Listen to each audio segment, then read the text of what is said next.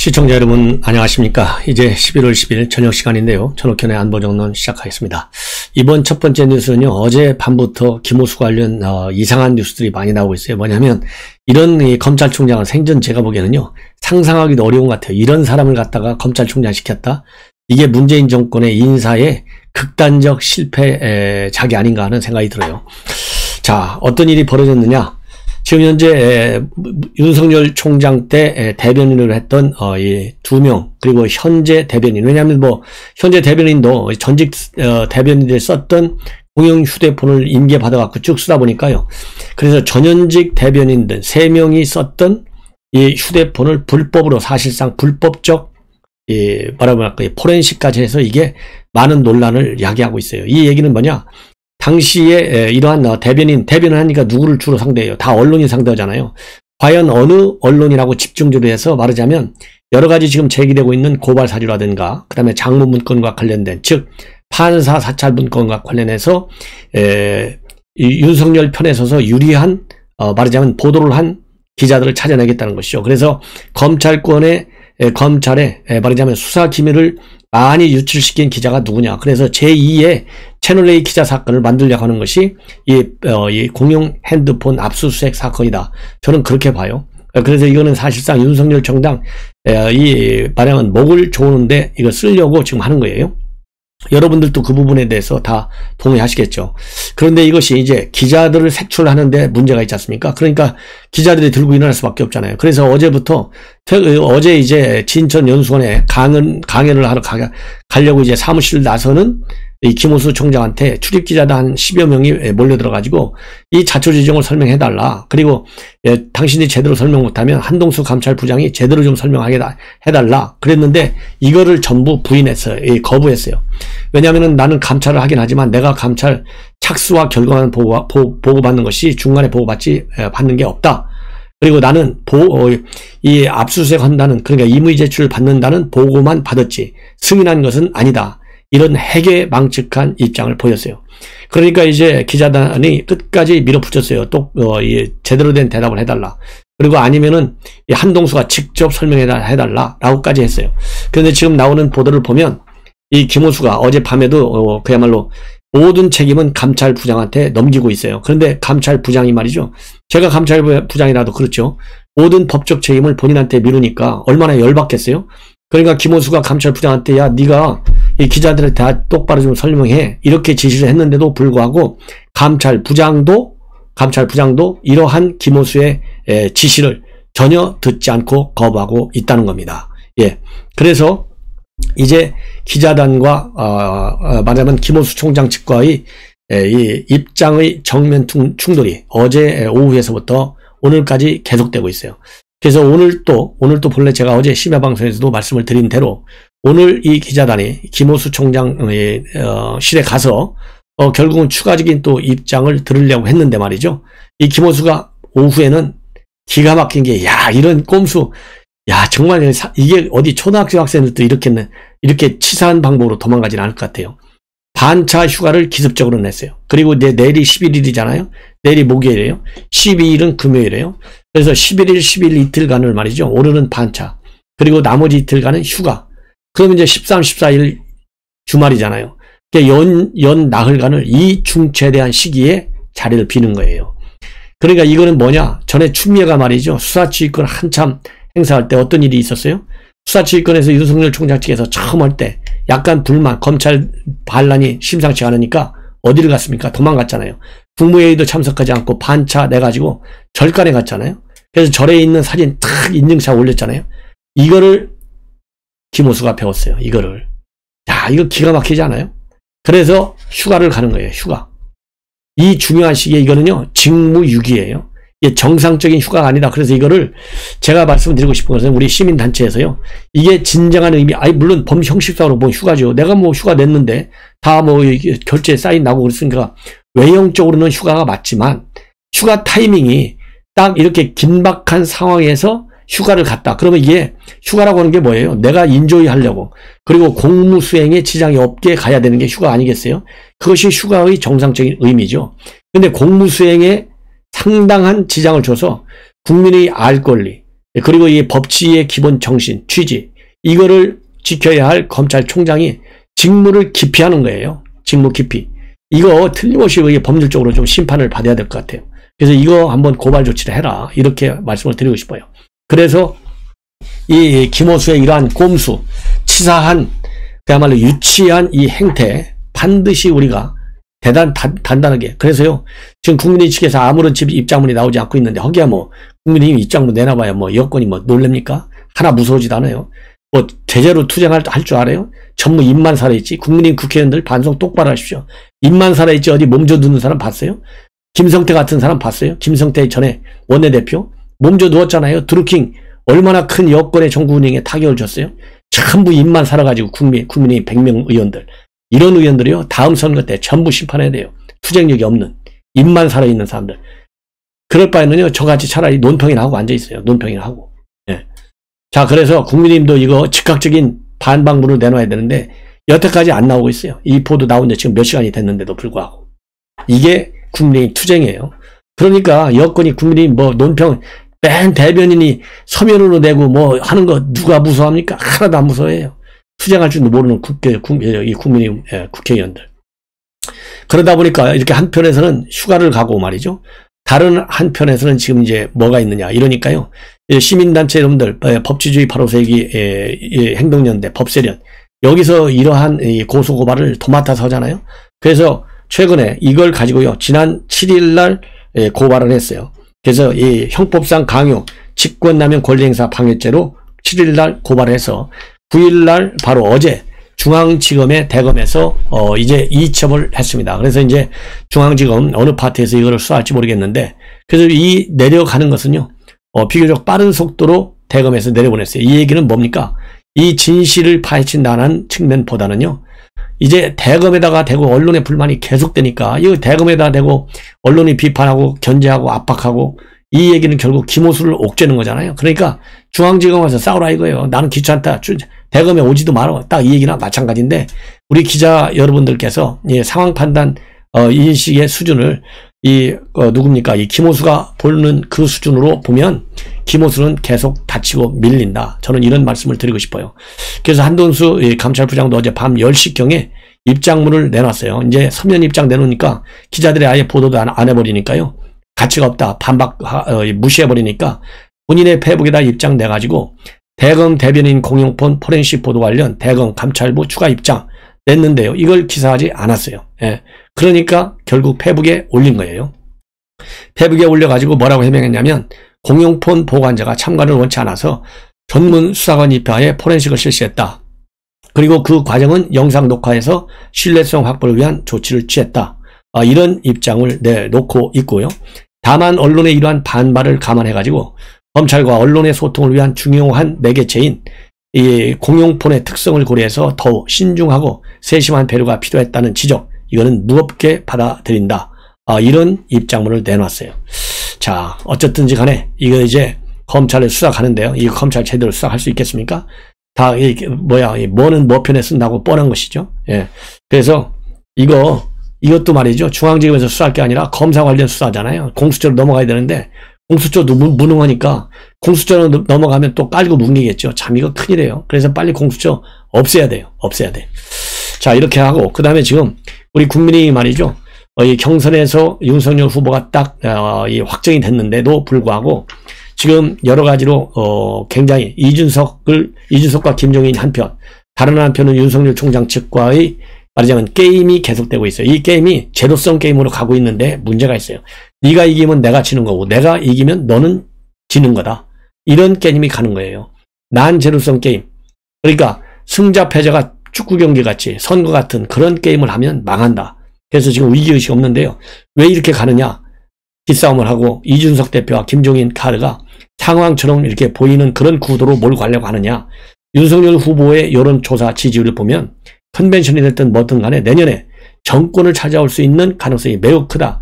그러다 보면 과실을 내가 먹고 싶어하는 그 인간 본연의 특성, 이것이 지금 이 엄중한 시기에 나타난 것이 아니냐라는 점에서 우려가 많이 있어요. 자, 그래서 기본적으로는요, 윤석열 총장은 지금까지 국민 캠프 얼마나 고생했냐. 예, 이거 그대로 살리자. 여기에 플러스 알파를 얹어야 된다. 그래서 캠프의 확장은 불가피하다라는 입장이고요. 그리고 이준석과 김종인은 거기 있는 게 파리떼나 아니면 자리 다투는 선수들, 그리고 하이에나 이런 사람들이 있는데 그거 다 줄여라 이 얘기예요. 그래서 지금 정면 충돌하는 국면인데 지금 보도를 보면 이게 이번 주말까지도 해결이 안 될 것이다. 그래서 이 총괄선대위원장이 됐든 뭐가 됐든 김종인과 김병준 이 카드 이 공식화 시키기는 어려울 것이다 라는 비판적 보도들이 비교적 많이 나오고 있어요. 이런 가운데서 이제 우려들이 많이 나오는데 지금 현재 뭐 여러 가지 여러분들 뭐 지난 뭐라고 그럴까요? 윤석열 총장이 6월 정치 참여를 선언하고 7월에 느닷없이 7월 말에 이 입당을 하고 그 경선이 쭉 이어가는 과정에서의 여러 가지 이준석과 윤석열 후보 간의 갈등적 측면 제가 뭐 더 이상 다시 말씀드리지 않아도 알 거예요. 특히 초기 단계에서는 유승민 편에 들어설 것이 아니냐 이런 우려가 있었고 중간에는 유승민이 지지율이 전혀 안 뜨고 홍준표가 뜨니까 홍준표하고 둘이서 딱짝꿍하는 거 아니냐 또 이런 비판과 갈등이 좀 있었고요. 지금 그러다 보니까 내내 홍준표 후보의 지지가 역선택했다라고 하는 문제를 가지고 이게 헐소리냐 가지고 이제 이준석 대표가 통계치까지 꺼내들면서 윤 총장 측을 비판하고 나서고 있어요. 자, 그래서 상당히 이제 갈등 수위가 점점 줄어들어야 되는데요. 커지고 있어서 우려가 제기되고 있다. 이런 보도가 나오고 있어요. 이러는 상황에서 이준석 대표 중앙일보와 스팟 인터뷰를 했습니다. 이 인터뷰를 통한 입장문을 쭉 보면요. 잔치집 분위기에 할 당이 시끄럽다. 그러니까 답. 나도 황당하다. 지금 당은 윤 후보의 대선 승리에 초점을 맞춰야 하고 그러기 위해서는 경선 과정에서 확인된 심상치 않은 2030 세대의 민심을 잘 다독여야 한다.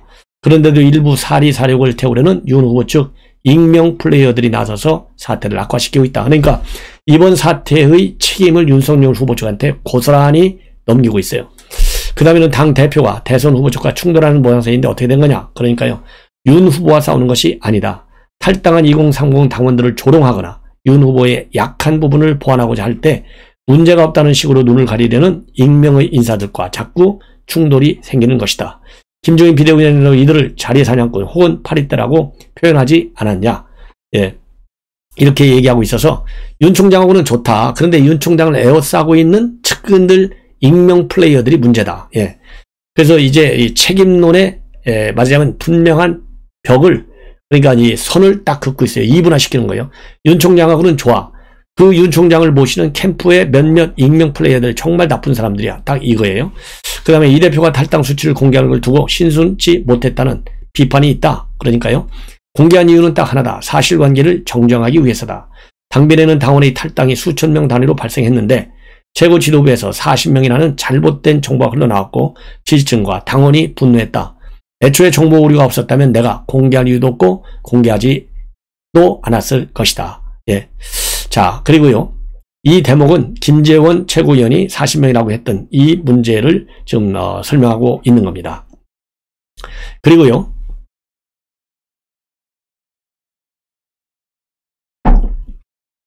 죄송합니다. 윤 후보와의 관계가 삐걱거리는 거 아니냐? 그러니까 그렇지 않다. 윤 후보와 직접 만나서 대화하면 말이 잘 통한다. 대선 승리를 위해 약점을 보완하고 지지세를 확장하는 방안에 대해서 다양한 이야기를 나눴고 공감대도 많이 이뤘다고 생각한다. 그런데 윤 후보와 만나고 돌아서면 아까 언급한 익명의 자리사냥꾼들이 작업을 하듯 판을 친다. 본선 국면에선 반드시 제거돼야 할 행태다. 이 대목에서는요. 캠프를 축소하거나 아니면은 문제성 있는 인물들을 제거하지 않으면 안 된다라고 하는 완전한 복선을 다시 한번 깔고 있는 대목이다. 이렇게 보여지고요. 윤 후보를 어떻게 보나? 윤 후보는 기존 지지층은 물론 2030과 중도층의 마음도 사로잡을 수 있는 후보다. 5.16 윤 후보에게 젊은 층의 마음을 사로잡을 비책을 담은 비단 주머니를 건네주었다. 윤 후보가 요즘 이를 이행하려고 노력을 보이고 있고 본인의 의지도 매우 강한 것으로 안다. 비단 주머니의 이 컨텐츠를 굉장히 강조하고 있어요. 그 다음에 갈등 봉합을 서둘러야 한다는 당내 의견도 있는데 이러니까요. 김종인 비대위원장이 총괄선대위원장을 맡으면 자연스럽게 정리가 될 것으로 본다. 캠프를 일시하고 선대위를 재구성해서 윤 후보의 안정적 승리를 돕는 체제가 마련될 것이다. 무야홍을 외쳤던 사람들이 본선에선 무대 윤을 외치면서 재미있게 선거하는 분위기를 조성하면 윤 후보가 이긴다고 100% 확신한다. 이렇게 밝히고 있어요. 그리고 추가적으로 여러 계획이 지금 이준석 대표가요, 뭐 SNS 활동도 무지개 많이 하지만은 본래 정치 언론 논평하러 10여 년을 누비고 다녔잖아요. 그래서 이 언론을 통한 입장도 많이 나오고 있어요. 그걸 보면 김종인은 머스트 카드, 반드시 받아야 되는 카드다. 이거를 굉장히 강조하고 있습니다. 자, 그러면은 지금 이제 보도가 지금 계속되고 있는데요. 이준석과 윤 캠프는 왜 싸우냐? 이건 중앙일보의 해석입니다. 진영 대결론, 한쪽에서는, 그리고 한쪽에서는 세대 보이론으로 대결하고 있다. 그래서 우선은요, 정치적인 자산이 다르다, 이런 거예요. 이준석 대표의 정치적인 자산은 지금 2030 세대에 방점이 있다는 겁니다. 그렇지만은 지금 윤석열 후보 중에는 꼭 그렇지만은 않다는 것이죠. 뭐 50, 60, 70들도 굉장히 중요한 지지층이다. 여기도 좀 챙겨야 된다. 이런 입장인 거예요. 자, 그 다음에는요, 이 정치적 자산이 완전히 다르고 2039에 대한 입장 해석도 굉장히 좀 다르다. 예. 그래서 윤 캠프에서는요, 2030 세대 목소리에 너무 휘둘려서는 안 된다. 이런 입장을 갖고 있고, 물론 2030 세대 중요하다는 건 알지만, 이준석 대표가 지나치게 2030 세대를 지렛대로 해서 목소리를 크게 내려고 하는 거, 이거는 맞지 않다. 예. 그리고 이제 이 대표 측에서는요, 이 원래의 이런 청년 당원들, 원래 민주당원이라거나 아니면 연수정책을 위해서 입당한 위장 당원식이라고 해서 폄하해서는 안 된다. 이런 입장을 보여주고 있습니다. 여기에서 정면 충돌하는 지점이 나오는 거예요. 네. 그리고 또 하나, 이 통합, 그러니까 예를 들어서 이준석 대표는요, 지금 안철수와의 통합 얘기를 꺼내는 거간권에 대해서는 일벌백계 하겠다. 굉장히 세게 나오고 있어요. 일벌백계. 그런데 윤석열 후보의 경우에는 통합론에 지금 힘을 싣고 있습니다. 예. 자, 그래서 기본적으로 이번 대선을 윤석열 후보는 좌대 우의 싸움으로 보고 있어요. 예.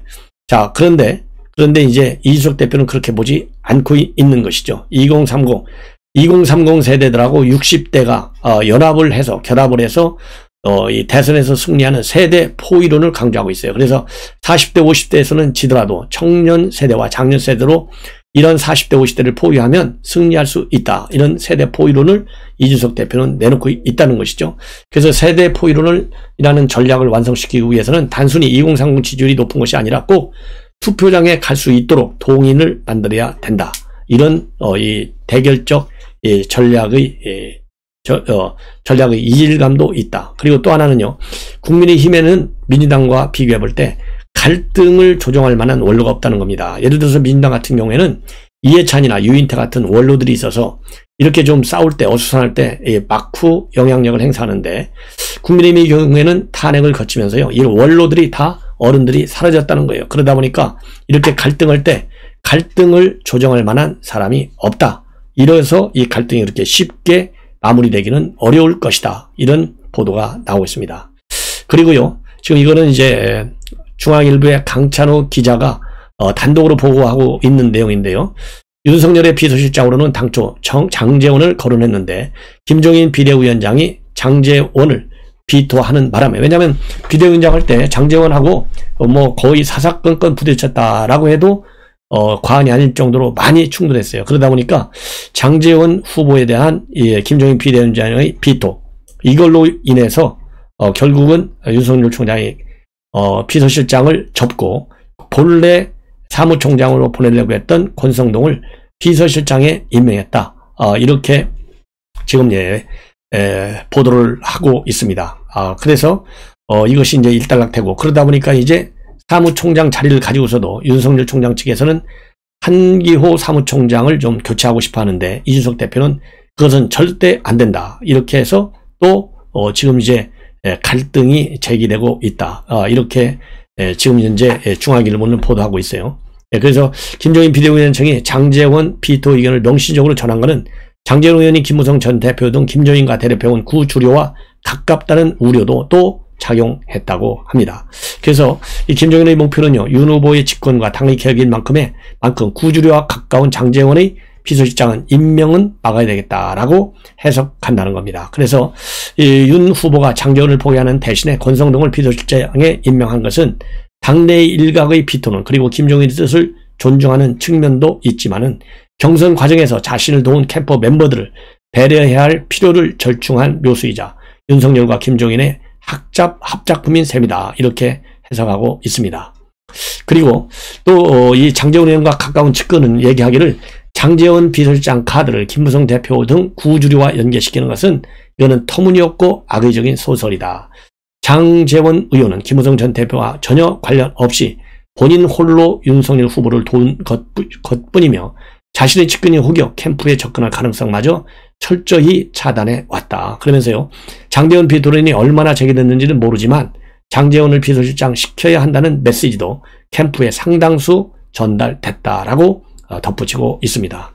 자, 그래서 윤석열 후보는요, 이 비서실장 이선과 관련해서 비서실장은 조직을 준비하는 간사 역할인 만큼 장제원 의원보다는 중진인 권성동 의원이 적다라는 판단에서 권성동 의원을 비서실장에 임명한 것이다.